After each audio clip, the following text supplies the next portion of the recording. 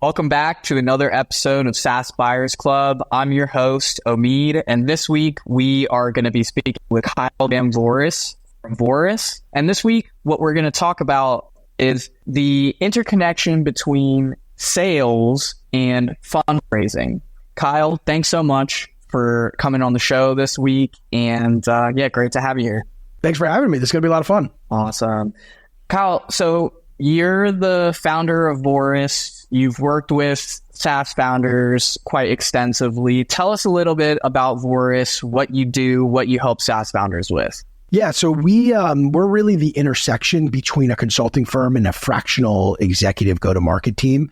And what we do is we work directly with our customers. We only take 10 at a time.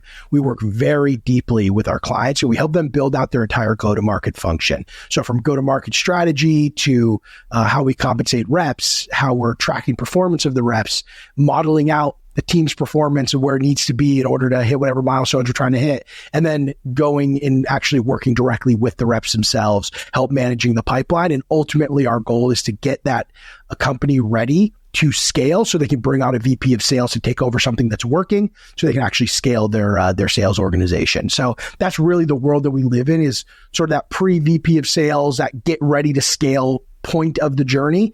And that's all we do. All day, every day. We work with 10 customers at a time, and we transition out when they're ready to actually hire a VP and scale. Cool. So tell me more about what that looks like. So I hear that, you're pre-VP of sales, you come in, you help them really, get ready to scale. Sounds like, go to market is a big aspect of it. What is that? What are the pieces of that actually look like? Yeah, so every company is a little different, but generally what's happening is we're at a place where we're getting business, we're doing okay, but things just aren't going as well as they would like it to go. So a lot of times it comes down to, are we targeting the right market? Are we focused on the right go-to-market approach? Often companies are trying a whole bunch of different things and nothing's working all that great and they don't know where to double down. So getting very focused around the go-to-market approach, the strategy, how we're leveraging the sales team. Are we more focused on inbound? Are we focused on outbound? Is account management a big part of the growth strategy here? So we help make a lot of decisions around go-to-market strategy. And that's probably the real beginning part. What are our target verticals? Who are the buyer personas? The ideal customer profiles, and then directly with the team itself. So how do you run a strong sales team is a big part of what we do, from modeling out what their activities need to be on a daily basis to what expectations we should be setting for the team, what compensation should be. So we really get in there. We help build out the entire operations and enablement component at the earlier stage, which by the way looks very different as you actually start to scale. But making sure there's a strong foundation in place, and then working directly with the sales team. And this is one of the parts that's critical. Oftentimes founders believe that once they start hiring salespeople, now they're getting themselves as the founder out of the sales process. But it's actually the inverse. That's when you're getting into the sales process, into the sales as a function, and you have to be very hands-on during that stage. So that's what we do. We're very, boots on the ground. We work directly with our customers. We're not somebody who just tells you what to do and hopes that you do it. We co-create everything with our clients. And because of that, we have really unique insight into some of the challenges that different companies in different markets, because everyone's different, really face when it comes to their go-to-market approach. And this is a super critical time, because what a lot of founders happen, and maybe some of your listeners are in this position, where you get to these plateaus, these growth plateaus, and they're hard to break. And what makes it even more challenging is it's difficult to figure out exactly what you have to do in order to break through. So you're doing all of these things. Some things are working. You're scared to stop doing something or double down on something else because you're not fully confident that that's what's driving, that's your most effective channel that's driving sales. You're not sure. Right? So what ends up happening is founders do a bunch of different little things. They end up going in circles a lot, hoping that they're going to break through this plateau. Eventually you figure it out, right? But that's really the key at the early stage. One of the big challenges we see is bringing on a VP of sales when you haven't built that foundation yet. And it can be very difficult for somebody to both scale a sales organization while also trying to build out all of the kind of fundamental materials and that infrastructure that you need in order to have a successful team. So anyway, there's a lot of moving pieces at that stage. And And that's really the world that I live in, is how do you make sense of that? And since every company is different, every market is different, you have to be very thoughtful about the current market conditions, but also what's the core competency of the team that you're coming into. Mm-hmm. Definitely a lot of things to unpack there. And we will for sure be digging into that, in this episode. But I'd like to kind of reel it back a little bit. Love that context of what it is that you do. Tell us a little bit about you. How did you what are your credentials? What's your background look like? Well, I've had most sales positions you can have. So I started as an SDR. Fun fact about me, I dropped out of college to do stand-up comedy. And I was doing stand-up quite a bit. I ended up getting a sales job as an SDR cold calling. And at first I wasn't great at it, but then I started getting better at it. And then I became an account executive and making more money. So I started focusing a lot more on my career. So I've been an SDR, cold calling, trying to get people to book meetings. I've been a sales rep trying to close deals. I know what it's like when you have poor management. I know what it's like when you have really good management. From there, I wrote a book called Cold to Committed after my AE career. That book was about how to do cold outreach, which is definitely a big strength of mine. And from there, I started running teams. So I ran an SDR team at an early stage startup company based out of San Francisco. They had just raised Series A. We had incredible growth, raised Series B. It was sort of the exciting Silicon Valley story, and or at least a part of my journey. And then I went to go repeat that at another company, which is a more enterprise software sale, global supply chain software, much more complicated. I ran the inside sales teams there. Since my first book, I've written two other ones. One's on leading sales teams. It's called the Sales Development Framework. And then I've written 16 Steps to Repeatable Sales. That's the step-by-step guide on how to build a repeatable sales process. And 3.5 years ago is when I took what was originally a blog that I was working on called Voris. I took it full time as more of a consulting company. And then we sort of kept working with customers. I brought on some very experienced people. And now I've worked with about 70, maybe a little over 70 B2B software and service companies, primarily software, building their go-to-market function. And, there's 6 of us total. And we work with every one of our clients. Got it. Very cool. That's, I think Silicon Valley story, minus the fact that you were a stand-up comedian before you kind of got into the Silicon Valley world. Do you still do stand-up comedy or no? No, I don't actually. My last set was about a decade ago at, the Punchline in San Francisco. I performed a lot. I performed at the Comedy Store in LA. I'm more of a Bay Area person, so I performed at all of the clubs around here. And, when I stopped, it was more of a conscious decision of, I will pick this back up when I'm ready to dedicate myself to the art form. Comedy did a lot for me as a young man, trying to figure out my own stuff. And that was a really important time in my life, being able to express myself in that way. And I take that art form very seriously. So one day I'll do it again, but when I'm ready to fully dedicate myself. Yeah, I feel like you're still pretty into the comedy world, because I think I saw you went to Kill Tony. You've been to Joe Rogan's comedy club. I think you went and saw someone recently, right? You just went and saw a show. I think I saw you post a story about it. Yeah. So, my wife and I, we go to a lot of live comedy. I was in Austin for 7 days, 4 nights. I went to the Comedy Mothership in Austin, to see comedy. So I'm a big comedy fan. My wife's also a big comedy fan. We saw Andrew Schultz, who I'd never seen his stand-up before. It was just on a whim. He was coming to town. I was like, all right, I'll see him. So I'm very active, and I try to watch as much comedy as possible. I love the art form. I think it's one of the greatest art forms. I also feel like it helped build a really strong foundation for me throughout my entire career that was really valuable. So I take a lot from comedy, and also I just feel like a lot of people take themselves a little too seriously. So it's nice to be grounded in something that at least promotes some level of self-awareness. I don't know if all comedians have that, but you have to have some level of it in order to be able to kind of make fun of yourself and be able to appreciate that kind of art form. So anyway, that's how I think about it, how it weaves in today, at least for me. Awesome. So to circle back, so your history, you started, as an SDR, worked your way up, and then, you started Voris. You've worked with, countless SaaS and software businesses. And one of the things that I've heard you mention is one of the challenges that SaaS founders face is a lot of SaaS founders are trying a lot of different things. And so when you come in and you start working with SaaS founders, what does that process look like? Let's say they're trying a lot of different things. They have all these different sales channels. They might be trying paid ads. They're trying cold email. They're trying, all the various different channels. How do you help them identify which is the right go-to-market strategy? So a lot of it comes down to data. So what is currently working? And a lot of times, especially at the earlier stage, they're either not collecting the data properly or they have the data, but they don't necessarily know how to use it. So I often say there's 3 poisons for sales teams. The first are the individual reps on the team don't know what they have to do to be successful. The second is the leadership team doesn't know how to use the data to figure out what the reps need to do to be successful. And then the third one, which is often an outcome of the first 2, is that there's a culture where poor performance is tolerated. When you don't know what reps have to be doing in order to be successful and they're not, it's tough to say they're the problem. It's like, hey, are we giving them the bad leads? Or do they need training? Or are we not targeting the right market? So all of these things are at play and they generally don't know where they need to focus. So here's how you would do it in your own company. First, you make sure that you're tracking all of the right things. We can go deep into metrics if that's useful, but generally you want to know, why are we winning? Why are we losing? What activities do we do? And what are the outcomes of those activities that we're doing? And if you do that for enough time, what you're going to find out is where we're having success and where we're actually struggling. And then you can say, okay, we're spending a lot of effort here and we get excited about those wins and super excited. We get fired up about those wins.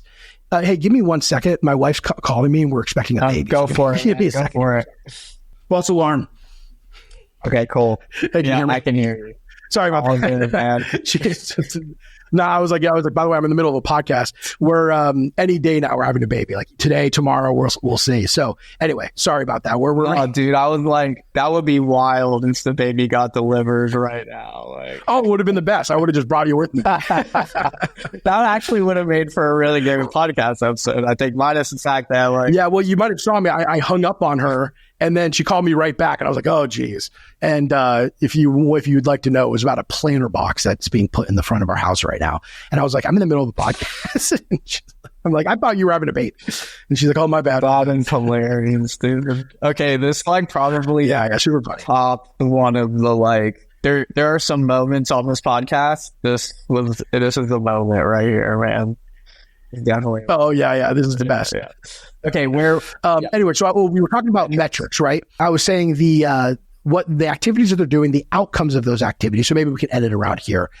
And what you do is you start to figure out what's working. What are you putting effort into? That seems like it might be working, but if you look at the effort to the outcome compared to some of the other things that you're doing, gosh, it takes a lot more effort than we probably want to be giving.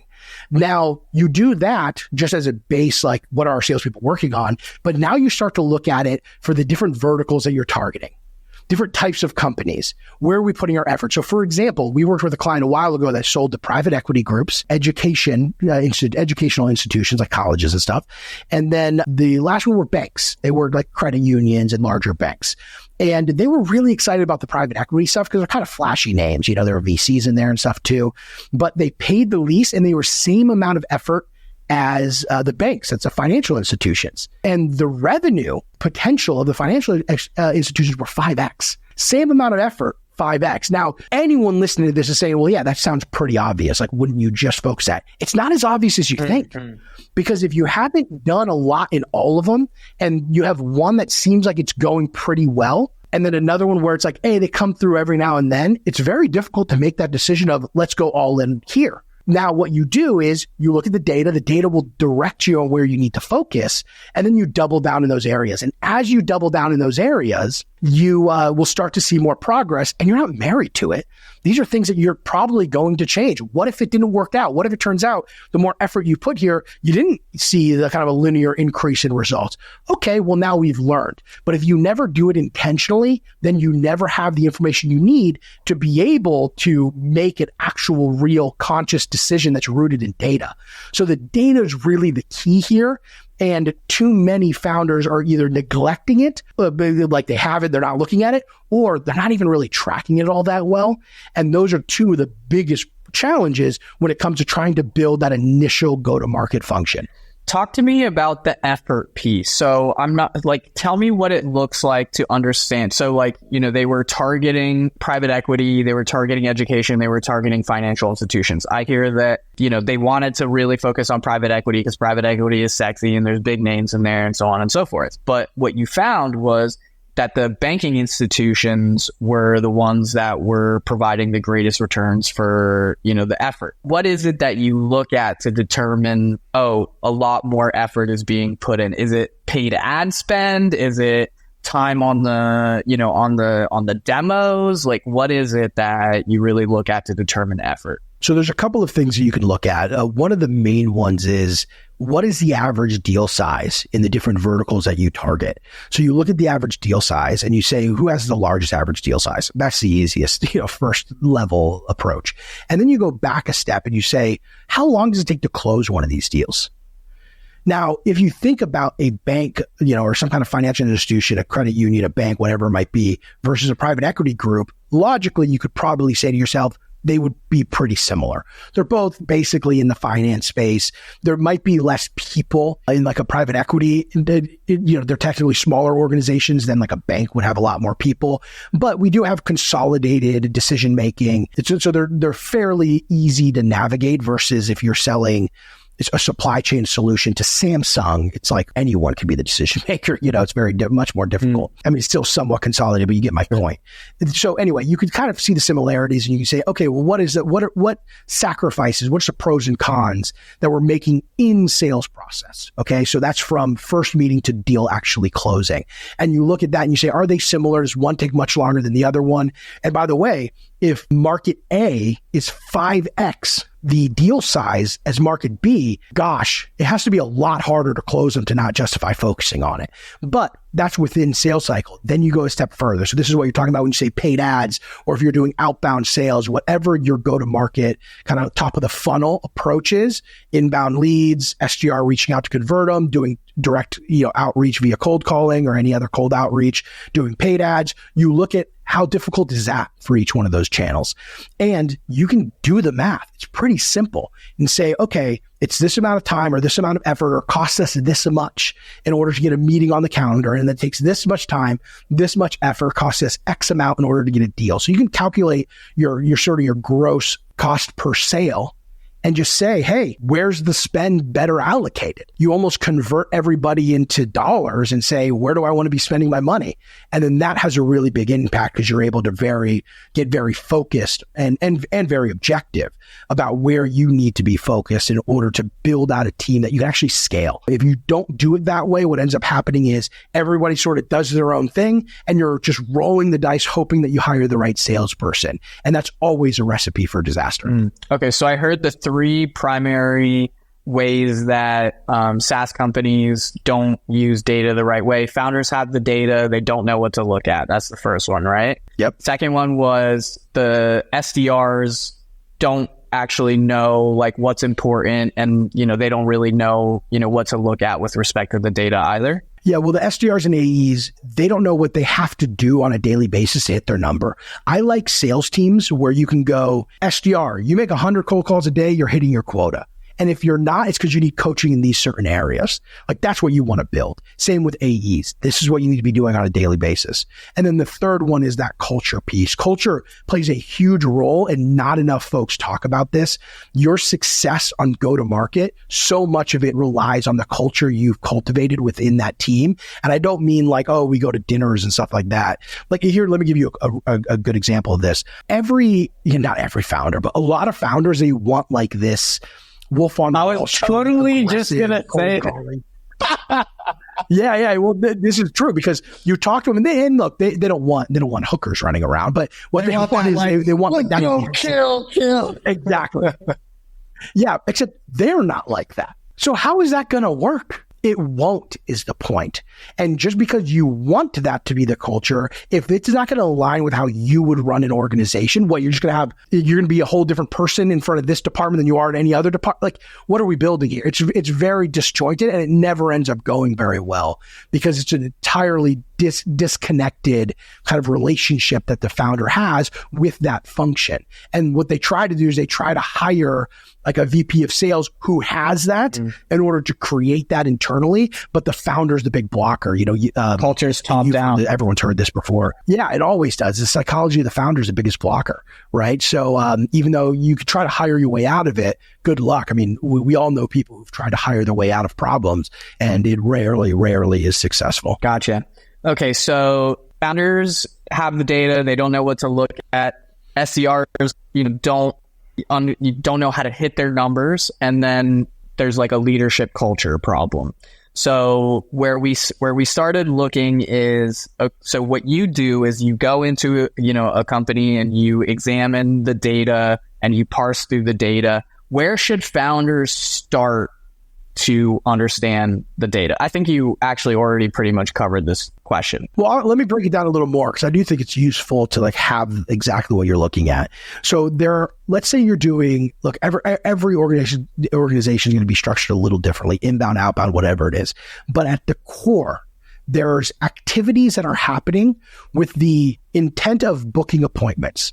So we're either cold calling people, we're emailing people, an inbound lead comes through, we're talking to those people, whatever it is. Sometimes you just have ads that are booking straight up appointments into these calendars. That's fine too. And so you want to understand what actions are taking place. So calls, emails, LinkedIn messages, whatever it is. From there, how many of those prospects are engaging with that action? So that might be they answered their phone when you cold called them. It might be they replied to an email. They replied to you on LinkedIn. You want to understand what's the percentage of activities that result in an engaged customer, somebody who's interacted with us. So now you have that number. Then you look at engaged to actually booked an appointment. So maybe if you speak on a cold call to 10 people, you book 2 meetings. Maybe on a cold email, you get 30 replies, you book 1 meeting. What are the numbers, right? What's the percentage of the efforts that you're putting in to the outcome of getting a meeting, right? And you break it down by activity, engagement, meeting. And then from there, it's of those meetings, how many of them actually qualify? And then how many of them go from deal stage 1 to deal stage 2? What's the drop off there? So now we're leaving generating appointments, or we're going into the actual sales process. Now we're in an active sales cycle, right? So deal stage 1, deal stage 2, what's the drop off? Do 60% of deal stage 1s not make it to deal stage 2? Why? Now, what about from deal stage 2 to deal stage 3? And so on until we get to close 1. And you look at those drop-offs, you look at those top of the funnel metrics, and you say, where are my levers to pull? And if in sales cycle, your deal stage 1 to deal stage 2, 60% of people are dropping off, the big question is why? And now you work with the team, you listen to calls, you try to understand what could possibly be the reason why there's such a big drop-off. Is it we're not qualifying well on the front end? Is it, hey, we're not booking the next meeting on the call during the first meeting? Are we not articulating our value good enough? Are we getting objections around price or around feature sets that we're missing? And you start understanding what's going on. And what do? You build a hypothesis, you roll out a change, and you measure it. And you just repeat that process over and over and over again. And your entire sales process will start to improve. And then you get to a point to where you get to a baseline of where they need to be in order to justify having the function, right? Which is math that we didn't look at for a while, which is, hey, what's our customer acquisition cost? Because everyone's net revenue retention was so high, they weren't as worried about what they were paying to acquire a customer because they knew customers were staying with them for so long. They would, they still looked at the numbers. So I'm exaggerating a little bit, but it wasn't as top of mind as it is today. Now, as you make these optimizations, you start to realize the more effective I can make this team, the lower my cost to acquire customers are. And then with strong churn, which we can't outgrow churn, right? So churn is a big part of this equation. With a good churn number or NRR, however you're tracking it, then what you'll find is that those optimizations have pretty dramatic impacts because it reduces your payback period and makes it much more profitable to acquire customers. Okay, that totally makes sense. Awesome. I think that's a super clear roadmap. And then, just real quick on the second, in terms of helping the sales team understand how to hit their numbers, where does a founder start there? So what you do is you work backwards. So you figure out what revenue does this team have to generate in order for us to justify having them here. And I use that language intentionally. What is your bare minimum? That's your initial goal. Like everyone wants to set these crazy outlandish goals from the beginning. And that becomes very challenging because if we're not hitting that goal, we can demotivate the team. We don't know if it's possible or if it's not possible, but there's a lower number that they could be hitting that justifies keeping them around. But then you've set this wild goal that doesn't even make sense. And now that sales rep is worried about losing their job all the time. And we have no historical data to prove that number is even attainable. So what I recommend is figuring out what's the minimum number that you, that person should generate, the minimum revenue that they should generate in order to justify keeping the team. So that number is set, and then you work backwards. Okay, in order to hit that number, what's our average deal size? Let's say we need 10 deals in order to hit that number. So I'm going to make it super simple. Odds are it's more than that, but let's say it's 10 deals to hit the revenue target. Okay, great. What's our close rate? And if we don't know, let's do an expected close rate. Is it 10%? Is this like a larger deal size, more complicated sale, and we're going to be at like 10%? Is it going to be 20%, 30%? What's it going to be? You make it an estimate. Odds are the founder should have some rough idea of what it is from them selling, and they can drop it down just to be more conservative because they're the founder. They're going to have a higher close rate. So now you figure out, okay, of the 10 deals, gosh, in order to close 10 deals, we need to talk to 50 people. All right, well, what do we have to do in order to get 50 appointments? Maybe we're getting 10 from inbound right now. So now we need 40 appointments. What does it take? Well, now let's go back to the metrics we talked about earlier. What percentage of people that engage actually end up booking an appointment? And then now the number gets bigger and bigger and bigger. And what you end up getting to are how many activities are required in order to close 10 deals. And then you divide that by the amount of time and you say, perfect, every single day you need to do this amount of activities. And the math looks like it's going to work out in order to hit your number. And then whatever that activity volume is, if it's really low, like let's say just to hit the baseline, they need to do, 50 activities a day, make it 80 activities a day, make it 100 activities a day to protect yourself. And then as you start getting more data, then you can be more thoughtful about the quota and what you're setting. Awesome. Cool. So that's the second. And then let's go back to the leadership piece. I'm just like literally going through the three kind of pillars to give people like some really solid context here. And so the third pillar is the leadership culture. So you mentioned, most of these founders want that kind of Wolf of Wall Street, like hungry, go out there, but it doesn't necessarily maybe match the culture of the founder. And, you said that one of the solutions that founders often try to solve for that equation is they'll hire a VP that kind of has that very hungry sales mentality, but that also doesn't solve the problem. So it sounds like the simple answer is just hire based on your personality, the culture that you're creating. Is that accurate? What would you say the solution is there? Yeah, well, generally early on, as the founder's going to be managing the salespeople, or at least they should. Even if you're venture backed, I think the founder should manage the initial sales team. So from there, you're hiring really like the answer. You hire people with experience selling a similar product or service into a similar market, right? A similar buyer. I mean, that's the dream. And maybe you'll make a couple of sacrifices, but I can tell you it is much more difficult to take an SMB salesperson, so somebody who's used to very transactional sale, maybe they're closing in one or two calls, and bring them into a mid-market or enterprise deal. I mean, there's steps that they'll take in order to get to that skill set, but it's a very different type of rep. And just because that person has a ton of experience doing, maybe they're doing a bunch of cold calling and they're closing deals and they were really successful at the previous role, doesn't mean they're going to be successful managing multiple decision makers. So you really need to understand what your sales process looks like and then what the buying process looks like, and make sure that you bring on a salesperson that can navigate that. One of the biggest levers is industry expertise as well. Somebody who can speak the language of the buyer is going to be a lot more successful. And then the founder should manage that person in a very active way. So this is less so about actively trying to create and influence a culture, which I think as you get larger, that becomes more important. Early on, the culture is naturally going to develop based on your interactions with the team. And your job as the leader of that team is to make sure that your interactions with the team are very rooted in enabling them to be successful. And I get very sensitive around sales teams, especially at the early stage where I feel like there's a lot of managing up. Oh yeah, I booked a couple of meetings this week, but really I only booked one on the calendar, and two, they told me to email them to find a time. Like stuff like that where I feel like the team is managing up, that gets me really nervous.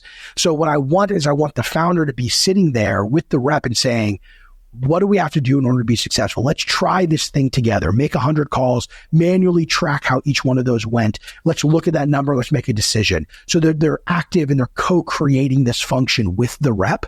That creates a strong culture because they really, the key is that trust, right? The trust with your leader.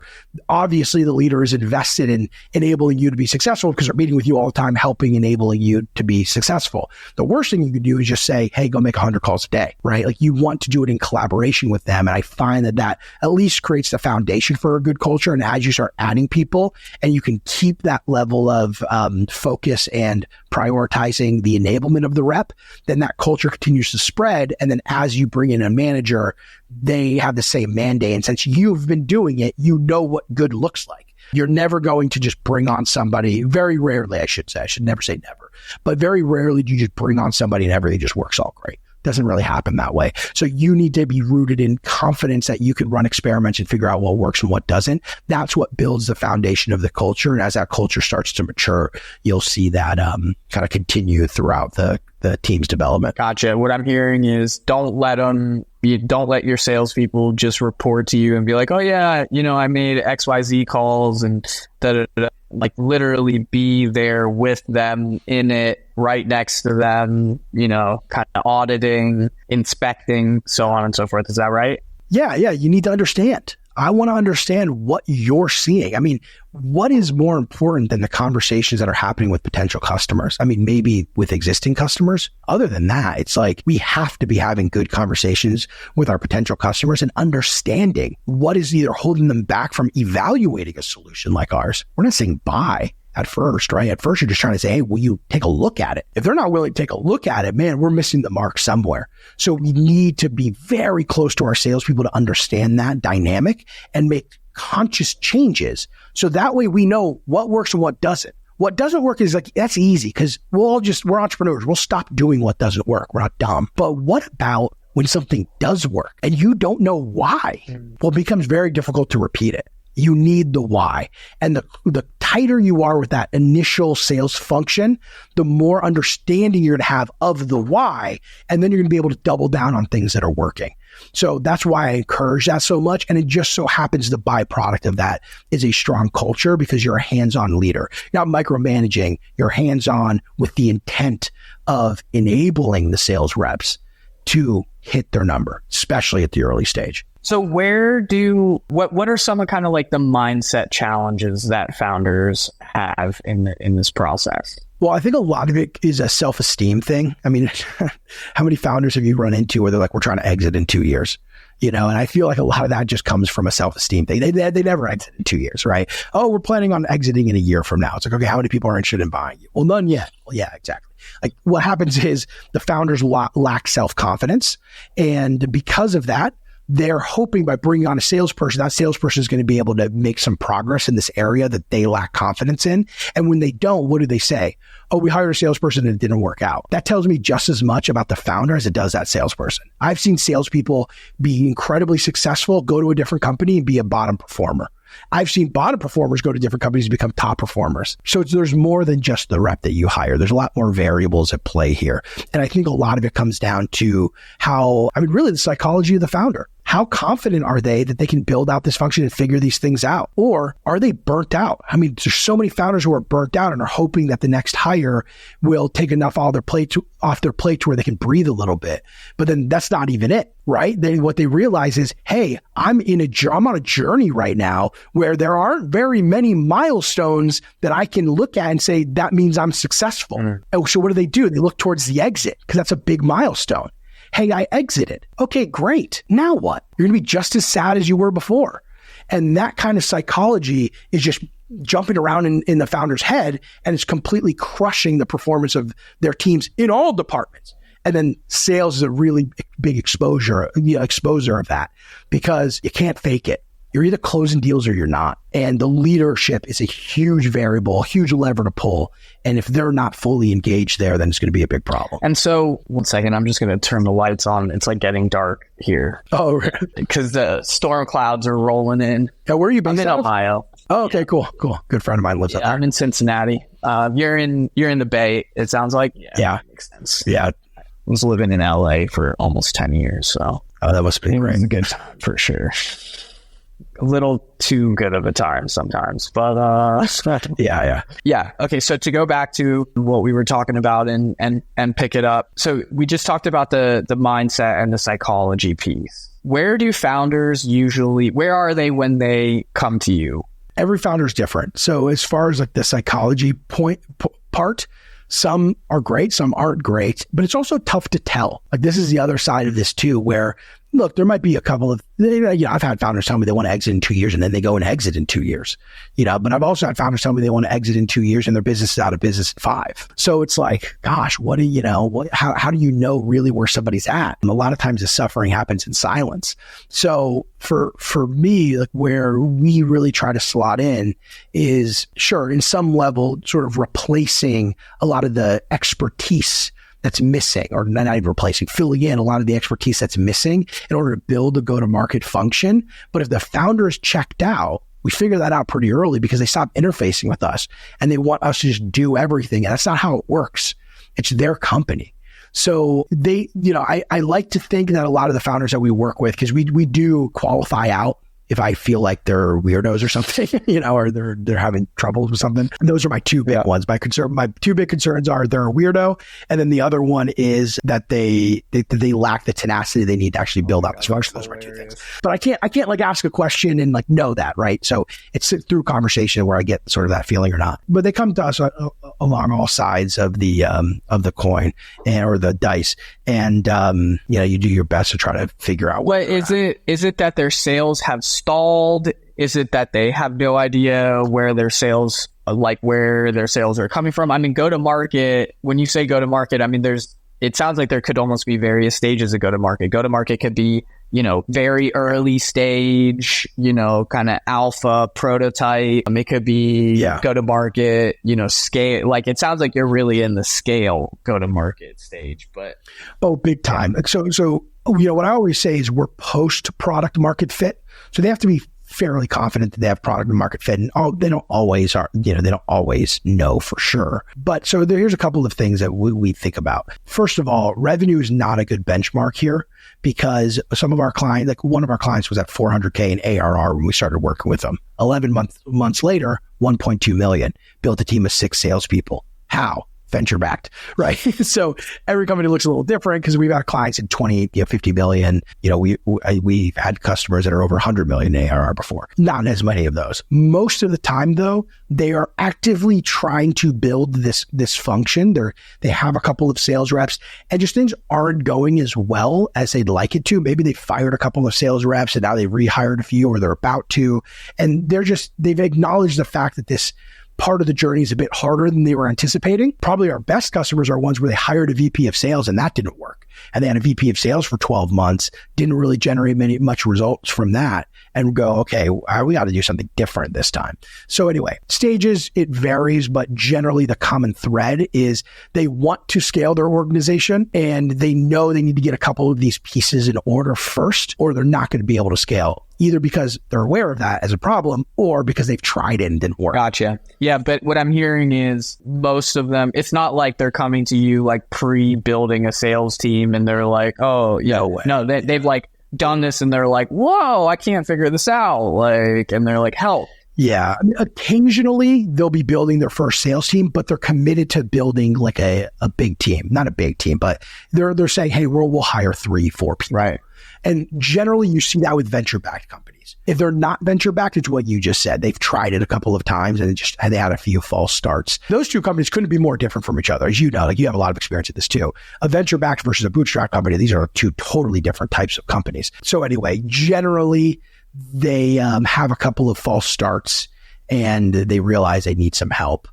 With the exception of somebody who just wants to do it right from the beginning and acknowledges that they don't have the expertise in order to do that. Awesome. I think this is great context for us to now shift the conversation into the kind of overlap between sales and financing and fundraising in terms of, what do you're out there, you're working with these different companies. What are some things that you're seeing with respect to what the market looks like for software and SaaS businesses with respect to fundraising as it correlates to sales? Well, I've found a couple of big things. So one is VCs are looking for a lot more traction to write checks than they have historically. So they expect to see a real good amount of traction. That's different for every VC, what they're actually looking for. And then the stage matters too.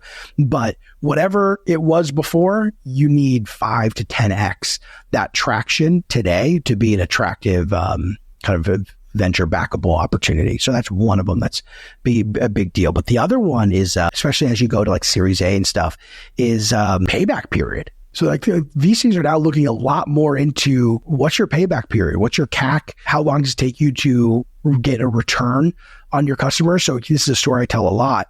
This is because a lot of organizations have cut back on software spending. We all know this to be true. And the great example of a company that had a very good experience with their kind of retention and their churn was ClickUp. ClickUp famously had like 120% net revenue retention. And for those of you who don't fully know what that means every single year, their book of business, regardless of them closing new deals or not, is growing by 20%. So everyone, boom, bigger.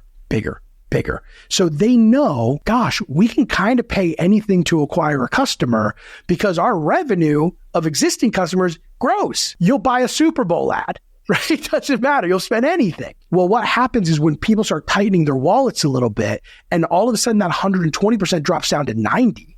So now that current revenue is dropping every single year. Well, geez, now how much we're spending to acquire a customer is a big deal, because if we're spending more than that customer is going to be paying us over, the 12-month period that they're going to be around, then we're acquiring a customer at a loss. And that's not good. We can't do that for very long.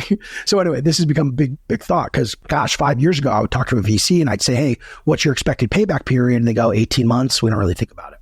Now it's like, we want 8 months. Hey, can we get paid back in 6? How do we drive this number even lower? Those conversations are happening way earlier than they used to. So anyway, that's two of the big changes that I've seen over the past 5 years. And how are you working with founders to kind of address these conditions? Well, the math is a big part of it. So probably one of the areas that we're strongest in is really the data side and the math side. Like understanding kind of go-to-market math fundamentals is really important to us. And so you do the math, right? You figure out, okay, assuming this team hits the numbers we need them to hit, how much revenue, or like what's the cost what percentage of that revenue are we spending just to pay the sales team?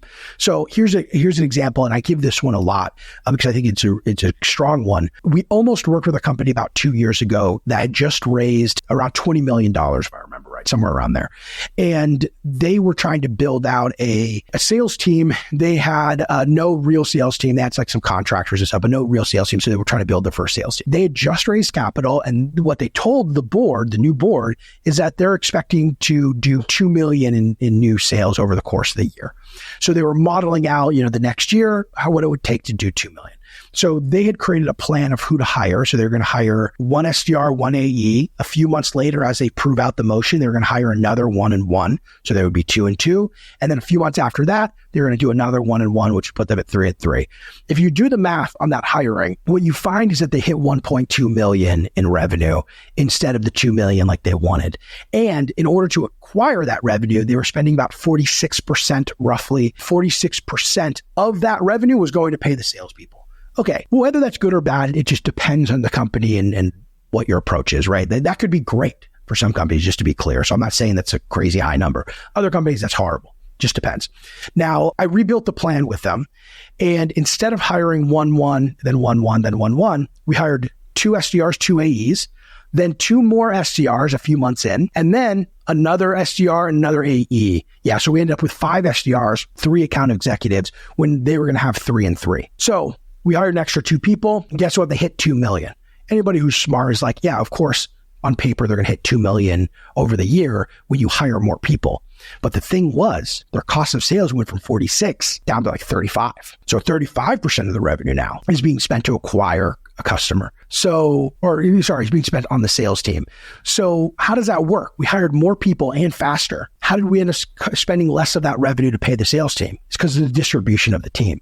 We hired more SDRs and AEs, which was the whole point of the function in the first place. We were trying to drive efficiency to decrease cost of sale. So my point is you have to understand that math, and then you build a team based on that math. Got it. In that instance, it was additional sales that are, driving that growth essentially, as opposed to the account executives that are more responsible for the management of those accounts. Is that right? That's right. Like your account executives cost more. And because of that, every activity they do costs you more. So if you have an account executive cold calling, for example, those cold calls are costing you a lot of money. If you have an SDR cold calling, gosh, that's probably 40% less than an account executive. Great. Now we're spending a lot less per cold call, and they can do more of them. So what you end up doing is you end up allocating your spend a bit differently. And now those account executives are spending a higher percentage of their time closing deals versus doing cold calls, and your costs are being driven lower. It takes less expertise to do cold calls well than it does to manage a sale. So why not have somebody else do that part of the job? There's a bit of a wave, or there has been, over the past several years, of like the full cycle AE, where they cold call, they do their own outreach, and they also close deals. And I'm not against that. For some companies, it makes a lot of sense to do that. And I don't always split the team, but what I feel is left out of that argument is why we split the role in the first place. It's really to drive efficiency. So every company's different on where you should start, but you need to at least look at the numbers and let that drive your decision making. If you told the board you're going to hit 2 million in new revenue for the year, that's a big number. Like, we throw around numbers like nothing. It's, and I fell into this trap early on just because my whole early career was with venture-backed companies. So, you almost think of them as just numbers on a piece of paper. But what's required to close 2 million in new business? In this case, it was like a 15K average contract value. Like, that's a lot of effort. So anyway, my point is, like, you need to do the math, and you have to understand what the math is telling you. And if you choose to build a different team in reality, just at least know on paper what impact that's going to have. And then when you're actively building that team, you're working to make what you put on paper a reality. So you need to make sure you have a good comparison here. We understand, hey, what's our dial to connect rate? Activities, engagements, what are we expecting here? Engagement to meeting booked, what are we expecting here? And you work with the team to make those numbers real. So then that way your model makes sense. So that oftentimes there's this disconnect. We build this crazy model, then in real life, we can't make the model a reality. You need to be thoughtful about how you're building the model, because you have to actually go and do that stuff. And I think if more founders earlier on let the numbers drive some more of their decision making, even when they don't have historic data, then I think they would be in better shape, because at least they'd be coming from a place of starting with the end in mind. So we talked about, what the market conditions on the VC side look like currently in terms of, shorter payback periods, so on and so forth. What about on the founder side? What are you seeing from founders in terms of, when they're raising, why they're raising, when they start thinking about raising, that sort of thing? What are you noticing from the founder side of things? Well, I'm seeing a lot more founders choosing not to raise, which is a very interesting trend. They're saying, hey, I'm just going to keep bootstrapping this. And we're seeing a huge push to bootstrapping their software companies. And, I'm very pro bootstrapping. It's a very different business, but I'm very pro. Like, I think that's a good trend to see. Probably one of the things I encourage folks, as far as like what, when they're trying to raise up, these things are all shifting all the time. I think founders are delaying their raises quite a bit, or they're at least expecting it to take a lot longer in order to raise. All that stuff is good. But at the end of the day, you have to understand why you're raising and what are you willing to do or give up in order to get that benefit. And generally, the reason why you're raising is because you want to be able to afford better talent. Has such a big impact on your ability to grow and scale and create like a really strong product, and especially on a good, strong go-to-market function too. Marketing, all of this gets better with the better talent that you have. I learned this the hard way with my own business, where originally I tried to hire junior people, and I was going to have there's me, I'm this wizard, and then I was going to have all my, little people who would like help me execute with more companies. Failed miserably. And then I bit the bullet. I took a hit personally with my own personal income in order to hire somebody with decades of experience. I mean, I started my career when this guy was halfway through it. Like the guy is so experienced, and it transformed my business. It felt like overnight. Like within 2 weeks, he was managing most of the customers because he had so much experience. So the talent is the big thing here. So I'm mostly seeing people push back fundraising, which I think is good. But if you are going to go the fundraising route, like really be thoughtful about what you need the money for and realize you're going to take a big hit in order to get that kind of talent. Do you think that people are pushing back fundraising because that's like an active choice that they make, or is it as a result of the market conditions in terms of VC's hands kind of tightening up on, the money to invest? And, we all know the kind of statistics of the dry powder and so on and so forth. Yeah. So in my experience, it's a bit of both, but I'm seeing a lot more people consciously choose to push it back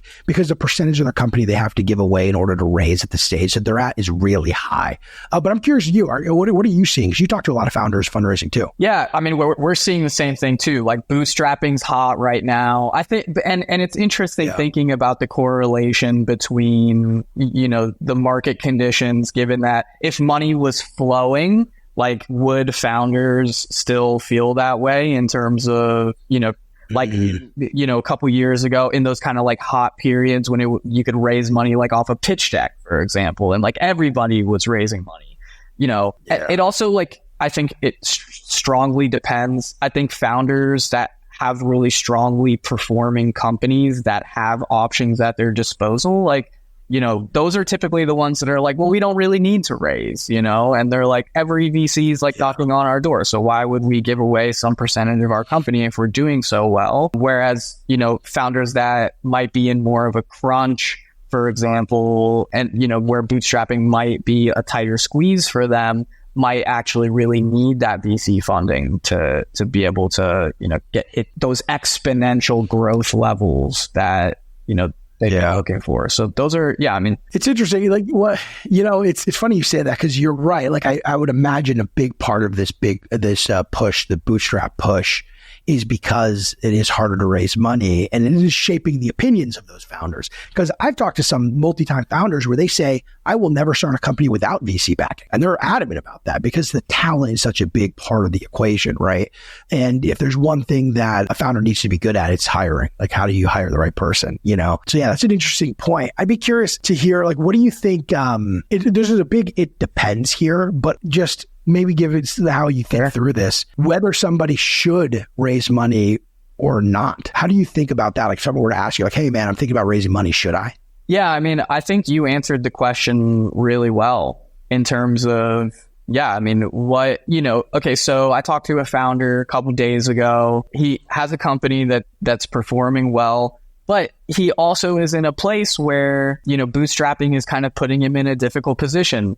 In terms of, if you're in a position where you have to do the demos and you're, trying to manage multiple different channels of acquisition, for example, and you have to, he wanted to do a big conference, for example, and all this stuff, bootstrapped is going to be significantly more difficult as opposed to just raising VC funding and being able to put people in the right place that they need to be so that you can hit that exponential growth. There's no question that VC leads to exponential growth. Like, that is for sure, that is the equation. And so when should they fundraise? Well, I think you should always be talking to investors. I think whether or not you plan on fundraising or not, you should always be talking to investors. You should always be talking to acquirers, because at some point down the road, those acquirers that you had early conversations with usually are going to be the people that acquire you down the road. And so if you're a founder that's thinking about an exit, which all founders really should be thinking about the exit from the beginning, because founders who think about exit from the beginning just build better companies. That's just how it works. And so from that perspective, how would in terms of how I'd advise founders, I'd be like, talk to the VCs, make sure that you maintain the relationships, because if there is ever a point that you need that money, you don't want to be in the position of having to go to those VCs and building the relationship with them from the place of needing the money. And so if you cultivate that relationship and you build the relationship prior to needing the money, they'll be there when you need them. Yeah, that's good. Yeah, that's totally true too. Some of the best fundraising stories I've heard are for folks who, started those relationships really early and they just keep tabs. They reach out to the person like, hey, here's the progress we made, not raising yet, but just wanted to let you know, that kind of stuff. Reason this is more of like a recent thought that I'm grappling with. I also have like this sense of like, why is everybody in a rush so much? Do we really need to be in such a big rush? I think some markets or some products in certain offerings, you do kind of have to be in a bit of a rush. There's like a big market grab or something. But a lot of times I just think, why are we in there's so many companies we can sell to. And, if you own 10% of a market, that's mind-boggling for a lot of markets because they're pretty big. So like if you own 0.5% of that market, you still have a really strong business and you can keep growing and growing and growing. Okay. A good example of this is DuckDuckGo is one that pops to mind immediately. That like secret browser or whatever. It's like a Google. For those of you who don't know, it's Google where they don't track you. They don't do any of the Google sneaky tracking stuff. Anyway, that company's been around forever with like no growth. And just over time, slowly but surely has totally ramped up. Competing with Google, who already now their market share compared to Google is nothing. That's a wildly profitable company. I don't know about profitable. They're doing a lot in revenue. So, part of me, like I'm grappling with this debate internally of like, gosh, why are we all in a rush? Maybe like we can just calm down a little bit, breathe, focus on fundamentals, like core business fundamentals, and still build a really strong business. But you're right. There's going to be the slog of like a founder who has to do a lot more than maybe they have the bandwidth to do. But can we be a little bit slower and reduce some of that bandwidth? Like there's always trade-offs, but I think for some companies, it does make a lot of sense to go that fast. But I do feel like I just feel like everyone's in a rush. Yeah, but that's just not sexy, man. Just like, taking a breath and waiting around just isn't sexy. Hockey stick growth is sexy, Kyle. Yeah, that's true. But also like, I know, I have a friend who runs a marketing agency. He makes $2 million a year himself. To himself, but the agency, I don't know how much it does exactly, but probably around 6 million or whatever, 7 million. So it's not like a huge company, maybe at the most he does 10 million, but the guy's take home is around 2 million a year. And guess what? He lives the Instagram life that you see. He has the cool cars. He has the the vacation. He can go on any vacation he wants. $2 million a year. That's an insane income. I did an exercise once with Dan Martell, a good friend of mine. And we did this exercise where he was asking me like, what do you want your like dream life to look like? And I was like, yeah, good question. And then I sort of like walked through. He's like, okay, well, how much is a house that you would love to live in? I gave him the house. Like, what kind of car do you want to drive? And he's like, do you want more than one of those? I was like, let's just throw another one in there. He's like, well, what about vacation? Do you want to drive it to these vacations? And I was like, yeah. So we did all the math and then we worked it backwards and it was like around 80 grand. Yeah, it's not a lot. It's not a lot. I did the same thing the other day.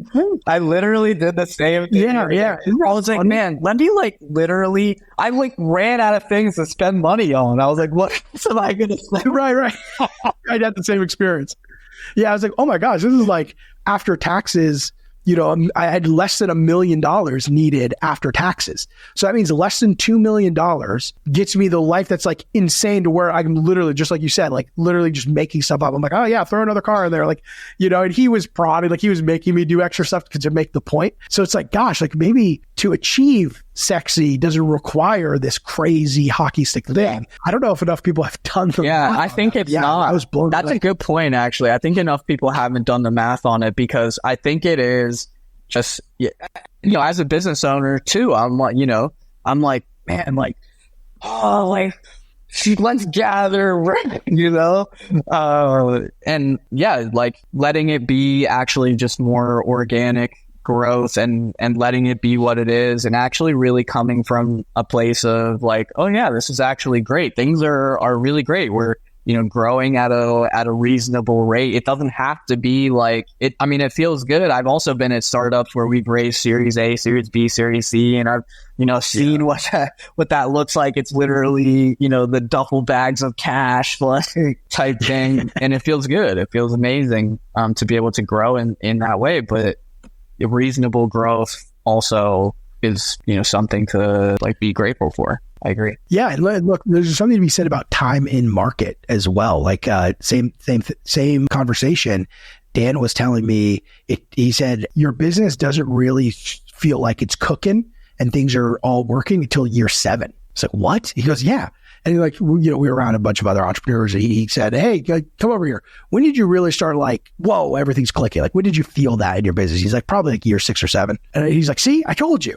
So it's like, there's something to be said about time in market. Like, you do good work for long enough. And I think a lot about this because I talk to about 10 founders a week, maybe 8, but 8 to 12 founders a week. And man, just having done that for years now, and my business is 3.5 years old, so we're not, we haven't been around that long, but just doing that, like, I feel like, oh, you need to talk to Kyle. Oh, talk to Kyle. Kyle knows, can help you solve this problem. And most of the time, I can't even sell to those people. And then I'll just tell them. But over time, it's like all of a sudden, a lot of people, your reputation is more known. And there's all these conversations that happen without you in the room. And there's something to be said about that where, the money I think is very helpful, and that hockey stick is cool and you can achieve it without it. But man, there's something about just grinding and doing good work and being very customer centric for a long enough period of time. And then everything, well, I don't know. It seems like everything starts to click at a certain point. As long as you don't blind. Yeah. I mean, I feel like we had a bootstrapper on the show, actually, who, sold their company after 15 years of bootstrapping, never was VC backed, had, slow and reasonable, consistent growth, like kicked a bunch of players out of the market. All of them were VC funded, like sharks coming in, trying to, put him out of business. Right. And, it was his like kind of slow and steady and that grit of like just being able to, just push through, deliver solid product to the market consistently. If you can do that, like, for many years on end, like you can weather anything, and that makes you a stronger company. Yeah. Didn't we all start these companies to like provide for ourselves and our families and stuff? Like, it was a way to provide and earn an income. Like, I don't often think about like, gosh, I used to be an employee at a different company, and now I just do, my day looks like however I want my day to look like. It's a totally different experience. And I saw this great tweet or image on Twitter or X where it starts off and the founder's kind of standing there, looks like kind of like a young founder. And it's just like, how much money can this company pay me? And we all think like when you first start your company, you're like, gosh, how long until I can like pay my bills with the income from this company, right? Like you're thinking much more towards how do I get this to a place where I can pay myself and have a company? And then the bell curve goes up and you get to the top of the bell curve and it's like sales, fulfillment, blah, blah, blah, like all this stuff that you're trying to work on, grow, like all this crazy stuff. And then it shows the end of the bell curve, an experienced founder now sitting cross-legged, levitating like a monk, and hands like this saying, how much money can this company pay me? It's like, wow, and you talk to enough people who've been there, done that. That's how they think about it. They're like, okay, how do I get to do, like, how do we extract as much value out of this company as possible? And that might now sound like, hey, maybe that's not in alignment to like providing the best experience for the customer, the best product or service to the customer, but it's actually the most in alignment, because the only way you're able to achieve that is by providing the best possible experience for the customer. That's why you got to go. So I don't know. There's something interesting there that I think is really cool. I love that. I love that, man. Yeah, that's awesome. Well, Kyle, thank you for joining me this week, man. It was a real pleasure to have you. A lot of fun. Thanks so much for having me. Man. So everyone out there, I'm going to put Kyle's information in the description, in the show notes. So you'll definitely be able to reach out to him that way. And this has been another episode of SaaS Buyers Club. Real pleasure to speak to Kyle Vamvouris from Voris. And make sure you follow, subscribe, comment, like, all the good stuff. And we'll see you next week.